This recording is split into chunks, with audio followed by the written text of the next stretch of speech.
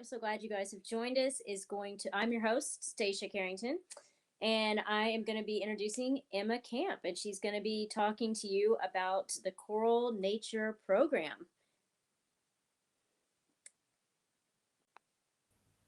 Welcome, Emma. Hi, Stacia. Thank you for having me. Okay. Hi, everyone. And thank you for having me today. It is great to be talking to you about the Coral Nurture Program and some of the work that we're doing. So I'm going to share my screen and hopefully that works. Okay. Just sharing that. Sorry, bear with me. Great. Okay. So hopefully, I'm not sure if there's a way to confirm that you can see my screen, but I think so. So if I don't hear otherwise, I'm going to continue. So yeah, my name is Emma Camp, and I am going to talk today about the Coral Nurture Program, which is a really exciting initiative that we have running on the Great Barrier Reef. And so to begin with, what is the Coral Nurture Program? So this is something that was set up with myself, Professor David Suggett and John Edmondson of Wavelength Reef Cruises. And it's a new initiative for the Great Barrier Reef to try and boost coral abundance. And it's a new model for basically reef restoration practices on the Great Barrier Reef. And it's centered around a tourism and science partnership, which is really important because we need the science to actually inform the best practice for our reef activities. And it's a research-led initiative. So it means that we're really embedding what we're doing in the science to try and inform the best practices. And it's really centered around this idea of site stewardship, so that we need stewards for the reef to maintain and help build resilience in the face of climate change. So that's a brief overview about what the Coral Nurture Program is, but I guess it's really important to understand what the state of the Great Barrier Reef is and why even things like the Coral Nurture Program are needed and how that fits into the other activities that are going on to try and help manage and conserve coral on the Great Barrier Reef. So if we think about the fact that the Great Barrier Reef is the size of 70 million football fields, it's actually made up of over 3,000 small reefs, has immense biodiversity. This is obviously what makes the Great Barrier Reef so special, but also makes it so challenging to try and manage. There's just such huge spatial scales that the reef covers, that actually managing that, particularly with the stresses that it's starting to experience more frequently under climate change, is a real challenge.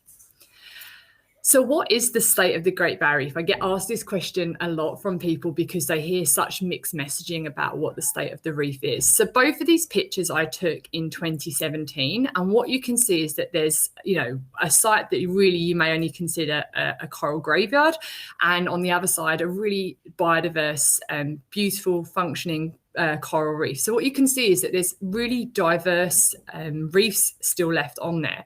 What that means is that there's about 50% of live coral cover left. Since the 1980s, we've seen progressive loss of coral on the Great Barrier Reef, but this has been preceded by intense thermal marine heat waves in 2016, 2017, and again in 2020. And this is really the first time that we've had back-to-back coral bleaching events occur on the Great Barrier Reef. And then having another one in 2020 has really intensified efforts to try and boost resilience on the Great Barrier Reef, because we know that these thermal stress events are going to continue to intensify under climate change, and coral reefs struggle to survive them. And that's because the coral is an animal and it has microscopic algae and bacteria and viruses, all these things that live together to form a coral. But unfortunately, when things like temperature are not optimal, that relationship that is essential for optimal functioning starts to break down, and we see coral bleaching. They turn white and often then transition to mortality. So if we look at this graph here, you can see in 2016, those red dots where the really severe bleaching occurred. You can see that happened on the northern Great Barrier Reef. 2017, then it was more in the middle of the Great Barrier Reef, and in 2020, more down on the southern end. So what we're seeing is that none of the reefs really evading these stresses, and adding then obviously to the challenge for us trying to manage the reef. So this is just a visual of what some sites look like. So this is one of the sites on Opal Reef. In 2015 started to bleach. And then 2016, oh, sorry, I think they're actually around the wrong way. The middle one should have been 2015, then it returned to bleaching, which is the left-hand picture, and then obviously transitioned to mortality, which is the far right picture. So how do we manage that? How does the Great Barrier Reef get managed? So there's a Great Barrier Reef Marine Park Authority that her sole purpose is try to maintain the quality, the biodiversity, the World Heritage status of the reef. And they have lots of different plans in place, including a long-term sustainability plan. And there's different management areas. A lot of people are actually surprised to know that prior to 2003, only 5% of the Great Barrier Reef was protected under Marine National Park, which means that fishing and other activities couldn't occur there. And since then, only 33% is covered as Marine National Park. So there's still a lot of activities that can go on the Great Barrier Reef.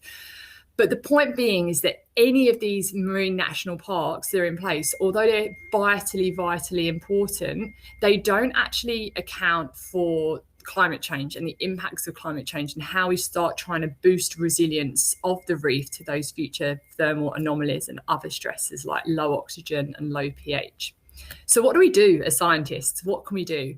Well, here in Australia, the science community is really considering lots of different options. Now, obviously, first and foremost is addressing climate change, reducing emissions. That is an absolute priority, but we need a toolbox approach, and that's the biggest tool that we have. But what are the other tools that we can also consider? So this includes things like assisted evolution. So that means, can we actually speed up the evolutionary process of corals to aid them? Biocontrol, cooling and shading. Can we add probiotics? So we have a good microbiome. Can actually we adjust the microbiome of corals to aid their resilience, the same as we do with our health? Can we stabilize reef structures? Can we do genetic engineering or something to help them? And can we actually manipulate reproductive or aid reproductive activities to boost resilience? There's lots of things being considered.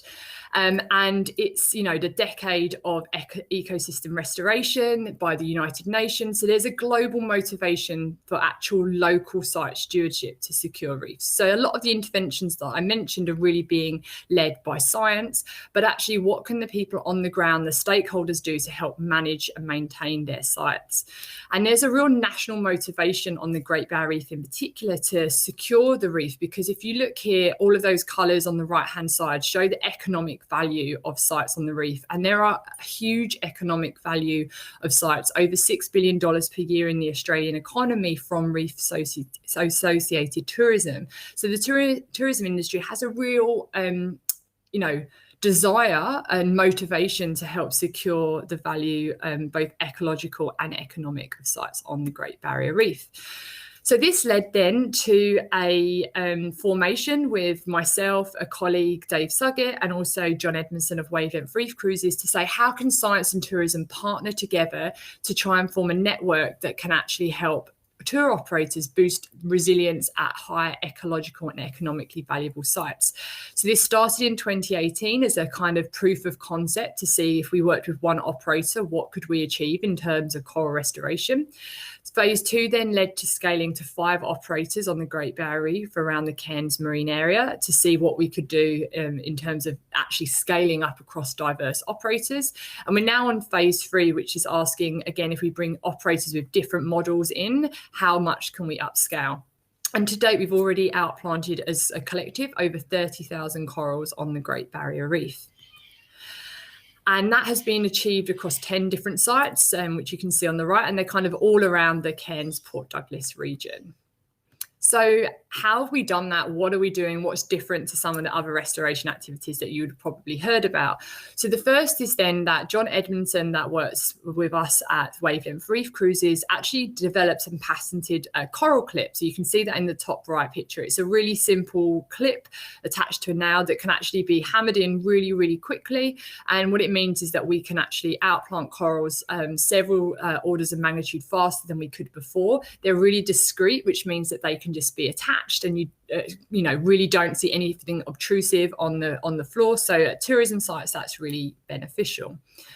This has allowed us to then actually diversify how we collect corals and get them outplanted. So we've worked with the Great Barrier Reef Marine Park Authority to come up with a permit that allows fragments of opportunity, so fragments that you would naturally find on the reef that before couldn't actually be touched, that tour operators can collect these, can either grow them on coral nurseries, as you see on the right-hand side, or be directly outplanted. And this helps to get biomass back onto the reef.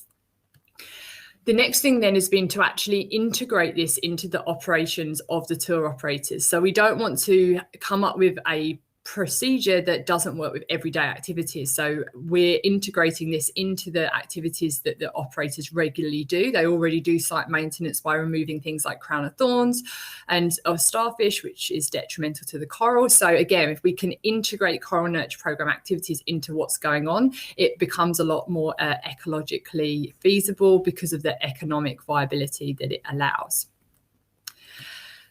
So what this has meant then, as I mentioned before, is that we're able to plant at scale. So on the left-hand picture, you'll see several outplants. All of those corals there were put out with coral clips. So you can see how it's really hard to see the clip. And we've had mass outplanting days where operators, scientists, volunteers have gone out to plant corals. And again, that's how we've got the approximately 30,000 corals out to date from different species. But as I mentioned, what's really central is that we wanted to integrate what we're doing into a science framework. So we wanted to ensure that basically what we're planting out, we can start to have understanding about, can we make it more tolerant to the future? So one of the things that we're doing is working to be able to actually identify corals with natural heat tolerance, so we can actually target those for future propagation. We want to understand how, as we outplant, are we impacting a site's ecology, and to try to ensure that we can minimize loss of biodiversity and ensure that the ecological values of the reef aren't lost by human intervention. We're tracking the success of coral clip to other methods to see how valuable that is and how we can improve that, and looking at other things that nursery systems can add to the reef. So for example, they can often be a really valuable fish habitat. So trying to understand by what additional services these nurseries can play, and understanding things like disease. So, you know, same as we see in agriculture, if you have a monoculture of something, you're more likely to disease outbreaks. We would anticipate the same for corals. So we're starting to try to understand more about vectors that could cause a problem for corals in these systems. So you'll just see a video here, and you can see the biomass that we collect on the frames. And these started off as much smaller colonies. And what we're seeing is that they really grow fast on these systems, which is awesome. You can see all of the fish life that's there. And so one of the things that's been really exciting is that we've actually had corals fast track to reproductive success on these nurseries, which again is huge value. If we can outplant corals that are reproductively active, they can help them reseed the reef. So we're not trying to outplant just small fragments. We're actually trying to fast track the ability for these corals to naturally reproduce, and that's one way that they can really aid the ecological resistance of that system. And you know, a really important thing is, as we kind of look forward, we can't save every area or rehabilitate every area. So we have to make decisions about where we prioritize investment. And this is actually where, you know, working at high ecological and economic value sites makes sense. It's also providing us a way to aid a more resilient tourism sector. So we've seen that with COVID, that because of the lack of travel early on, we were actually able to repurpose some of the boats to actually do outplanting activities to help keep staff active and find revenue for them to continue having a job. And it shows that, you know, we can coordinate between different stakeholders, activities that are really needed to ultimately help save the reef into the future. This also hopefully will aid, you know, the visitor impact. So when visitors come to the reef, they'll be able to see the, you know, improved site health. They'll understand that site rehabilitation is required and why that's required, and that, you know, climate change and addressing climate change is so key for these reasons. And to actually be able to communicate the activities that are going on to operators is a really, to the public via the operators, is a great way to communicate the threat to reefs, but also how valuable they are and what can be done to do that, and really highlighting how important sustainable tourism is.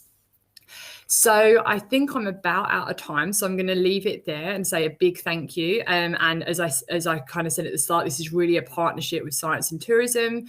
We couldn't do it without all of our tourism operators. So yeah, I'm thankful to all of them, and I will stop sharing my screen and look forward to some questions. Thank you.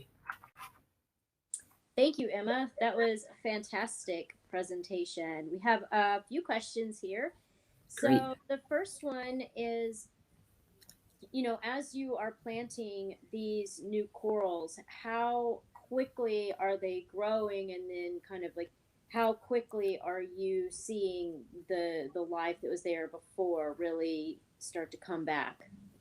Yeah, look, that's a great question. And it really depends kind of a little bit on our site and the species that we outplant. But for example, like the nursery frame that I showed you with the video with all of the fish and all of the diversity on it, though, when we put them on the frame, and it's kind of a similar speed to we see when we put them on the reef, they were only, maybe the size of our hand or smaller. And so within a year, we're seeing them kind of 4 or 5 times bigger than they were when we put them out. So similar on the reef, but obviously each species grows a little bit different. But that's really one of our long-term goals now, is to start to see kind of how quickly do we see like a site kind of transform to obviously that really diverse, full of coral cover image that we want. So yeah, watch this space. Maybe next year I'll have an update. Awesome. Another question is, on the species that you're planting now with the warming waters and the acidification of the ocean, are you having to maybe plant species that were not there before, or only certain species that was previously found in those areas? Yeah, look, that's a really good question. And so we kind of are using a twofold approach. So one is to get just as much biomass back out of what was there, because if there's enough genetic diversity, that will boost resilience, and ultimately some of that will be able to get through future stress events. But we're also considering exactly that, is that are there kind of key individuals that are more tolerant that we can start to outplant to boost that resilience? And so a different area of research that I do, and something I presented on actually last year at the Biodiversity Festival, is that I'm really interested in corals that live in really crappy environments that we wouldn't normally look to. So things like mangrove lagoons, seagrass beds, because those corals are really naturally resilient to stress. And so we're looking at how we can use those naturally resilient corals to outplant as well in these nurseries and reef sites to boost resilience. We just have to be really cautious so that we don't introduce something that is actually then detrimental. So it's an iterative process. Awesome. And then I think we have time for one more question. Great. So it says that so Rolex, who's one of our supporters here, they are supporting Global Biodiversity Festival here with us tonight, and as part of its Perpetual Planet initiative. And we see there that you are a Rolex laureate. So we'd love to hear more about that and what you're doing through that initiative. Yeah, so the actual work that I kind of just mentioned on the mangrove lagoons, Rolex supported some funding for some of that research, which is really exciting. So one of the parts of that has actually been to see these corals that are naturally more tolerant. Can we move them out of their environment? So for example, in these mangroves, can we move them to a reef environment, and do they stay super tough, or do they start to lose that ability because it was actually the environment that maintains that capacity? So through some funding that I got from Rolex, we're running several expeditions to actually transplant these corals out in a kind of controlled fashion to see how they do over time. And the long-term goal then is to potentially be able to use them in the coral nurture program and other activities. Perfect. Well, thank you, Emma. Thank you for your presentation and for joining us this evening. I'm sure everybody totally enjoyed your presentation. Thank you, and I'm looking forward to hearing the rest of the session. Great. Bye.